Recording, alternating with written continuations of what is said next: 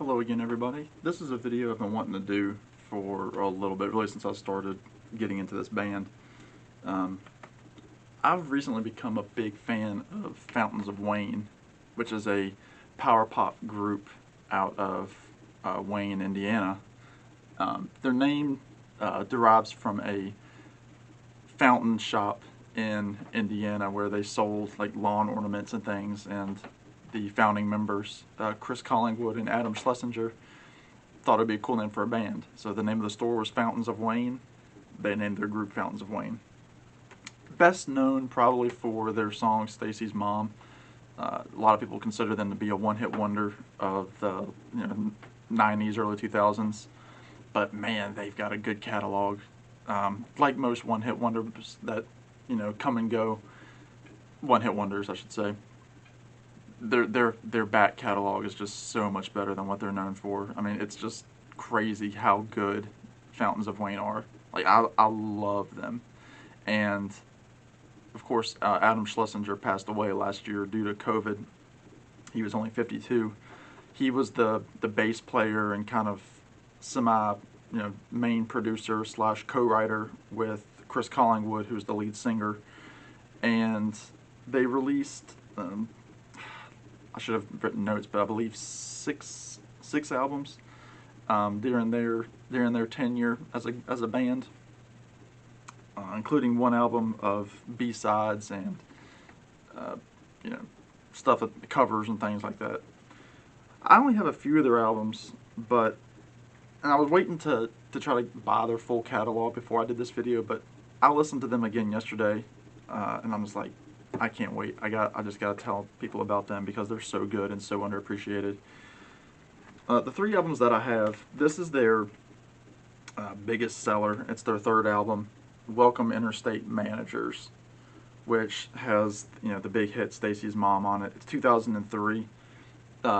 Also, probably their second biggest hit is the song right after it called Hackensack, about Hackensack, New Jersey. But I mean, you've got songs on here that are just what's one? Valley Winter Song. It's just like a sad, kind of mournful tune. Hey Julie, which was featured in an episode of Scrubs, a whole episode about it. So that song kind of had some life amongst Scrubs fans.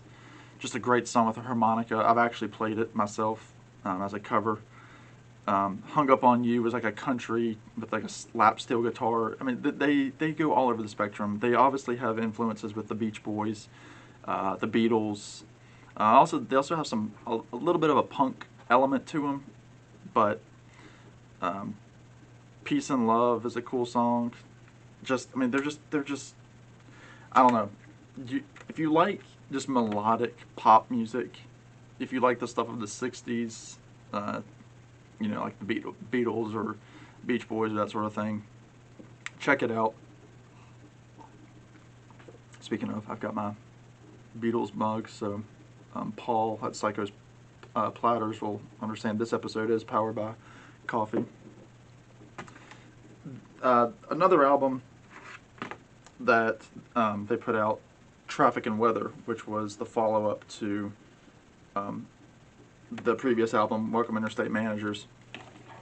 None of their albums were majorly commercially successful, but songs on this are really good. Yolanda Hayes, Traffic and Weather, Fire in the Canyon, which is another country song. It's kind of got almost like a Bob Dylan feel, like Bob Dylan 1965 with the piano, kind of like Al Cooper in the Bob Dylan sessions for like a Rolling Stone, kind of has that feel to it. Strapped for Cash is a good song.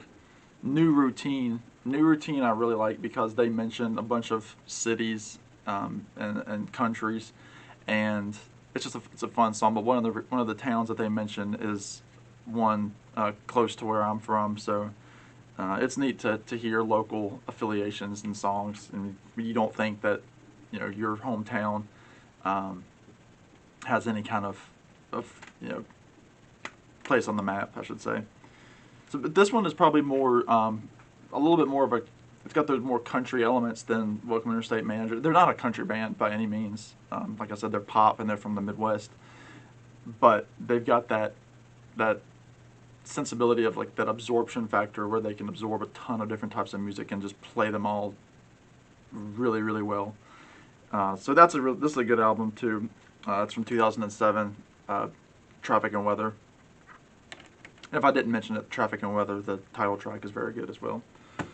But my personal favorite of Fountains of Wayne's is Sky Full of Holes, which is their final album that came out in 2011.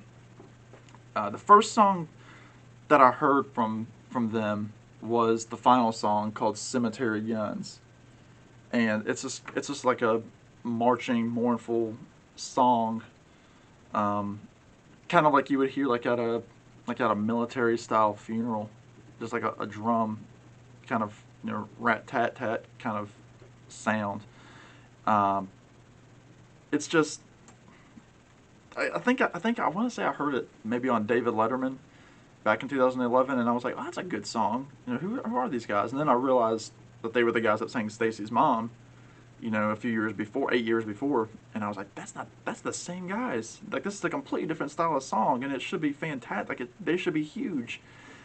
But I listened to this album twice. I was on a road trip yesterday, and I listened to this album twice back to back. Just every song.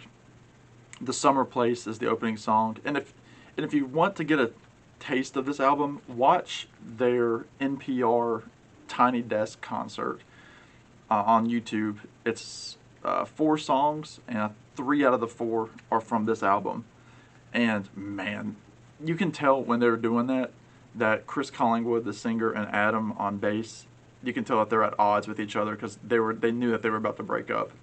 And they still toured a couple of years after this album. I think 2014 was the end of their tour for this album. And then, of course, they broke up. They all went on to different projects. And, of course, Adam passed away, sadly, of COVID last year. But songs on this album that you should really just look up by themselves to get a taste. A Dip in the Ocean might be my favorite song of theirs. Slowly becoming one of my favorite songs ever.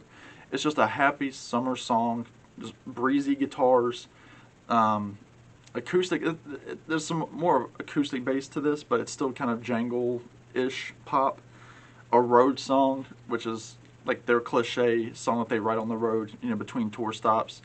And they have some really clever lines in there about stopping at Cracker Barrel and watching movies by Will Ferrell, where they rhyme the two together, and that's just what they were doing on the Interstate. And Radio Bar is just a great song. It feels like you're at the beach, like in this like junky old shack where they sell cocktails and fried seafood like on the beach. That's just the kind of vibe that you feel, where it's just hot and the doors are open. It's a very summery album. Firelight Waltz, which is the second to last track, really sad, really neat, changes in key with the major and minors. It's just they were just a very melodic band, just like the Beach Boys and the Beatles. Not that they're all the same caliber, but in terms of, they don't go with the standard chord progressions. It's not 3 chords. It's melodic. And so yeah, those are my 3 Fountains of Wayne albums that I own. A lot of times they're hard to find. I think the first 2 are out of print, and you kind of have to grab them when they come back up on the market on eBay.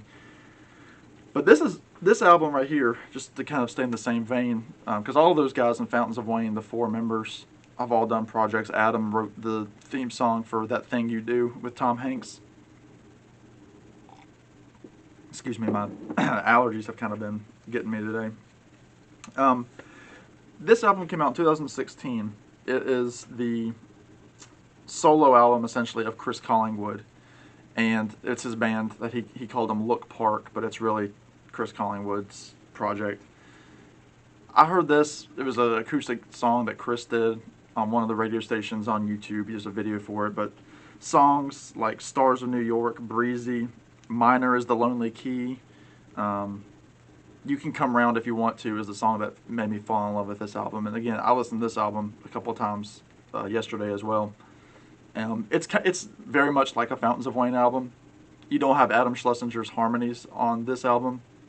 They have good harmonies on this album, but not like it's not Adam and Chris's voices together. And Yeah, I mean it's like it's kind of a watered down version of Sky Full of Holes, but I mean it's got some great stuff on here. It's just good pop music. So check those out. Check out Fountains of Wayne. Do you like Fountains of Wayne? Have I reached out to any Fountains of Wayne members out there? Let me know. Let me know which album is your favorite, and I'll see y'all soon.